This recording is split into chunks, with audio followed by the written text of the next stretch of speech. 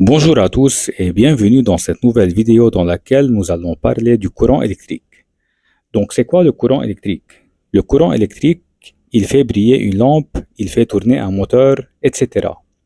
Il est dû au déplacement de charges électriques dans un conducteur. Lorsqu'on parle de charge électrique, on s'intéresse particulièrement à des électrons. Donc les électrons sont des particules chargées négativement qui se trouvent à l'intérieur de l'atome. Ces charges se déplacent à l'intérieur des fils qui composent le circuit. Le courant électrique sort de la borne positive du générateur et rentre par sa borne négative. C'est ce qu'on appelle le sens conventionnel du courant. L'intensité du courant électrique est une grandeur physique notée par le symbole I et elle s'exprime en ampères, le symbole grand A, dans le système international. L'ampèremètre est un appareil qui mesure l'intensité du courant électrique dans un circuit. Il est branché en série dans le circuit, c'est-à-dire qu'il est placé directement sur le chemin du courant. Un ampèremètre est composé de plusieurs éléments importants. Par exemple, vous voyez ici l'écran d'affichage où on peut observer la valeur de l'intensité du courant, le sélecteur de fonctions pour choisir le calibre le mieux adapté, les calibres qui sont des choix de gamme pour l'intensité maximale mesurable par l'appareil, et les bornes d'entrée et de sortie. Il y a deux bornes principales, la borne notée grand A ou milli A et la borne notée comme. Voici le symbole normalisé d'un ampèremètre avec ses bornes. L'ampèremètre a deux bornes principales, la borne grand A, parfois elle est notée 10A ou milli A, et la borne comme. Imaginons deux circuits, chacun contenant une pile, une lampe et un ampèremètre. Dans le premier circuit, on remarque que la borne grand A de l'ampèremètre est reliée à la borne positive du générateur. Et dans le deuxième circuit, la borne A est reliée à la borne négative de la pile. Dans le premier cas, l'ampèremètre indique une valeur positive. Pourquoi? Car la borne A est reliée à la borne positive de la pile. Alors que dans le deuxième cas, l'ampèremètre va afficher une valeur négative, car la borne A est reliée à la borne négative de la pile. Donc, pour qu'un ampèremètre affiche une valeur positive, il faut que sa borne grand A, ou bien milli A, et parfois 10A, elle doit être connectée à la borne positive de la pile.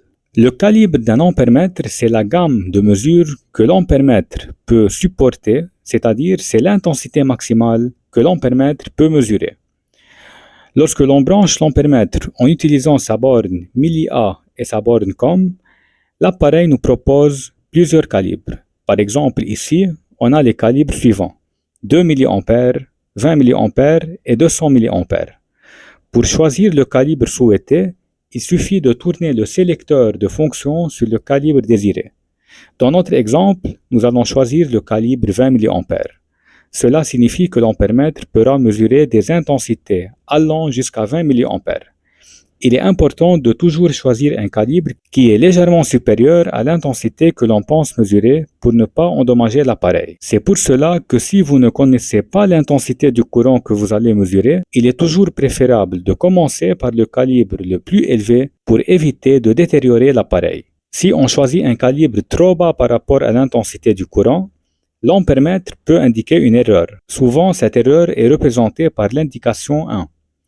Pour éviter ça, il faut toujours choisir un calibre adapté, c'est-à-dire le plus proche de l'intensité qu'on s'étend à mesurer, tout en étant un peu plus grand. Prenons un exemple simple. Nous avons une pile de 9 volts, une lampe et un ampèremètre branchés en série. Supposons que l'intensité du courant dans le circuit est d'environ 450 mA. Si nous choisissons un calibre de 200 mA, l'ampèremètre ne pourra pas mesurer correctement, car l'intensité dépasse le calibre. L'écran affichera alors l'indication 1. Dans ce cas, il faut augmenter le calibre, par exemple à 1 A, pour que l'ampèremètre puisse mesurer correctement.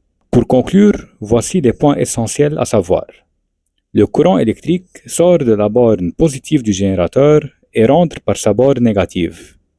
L'intensité du courant électrique est une grandeur physique notée par le symbole I et elle s'exprime en ampères, le symbole grand A dans le système international.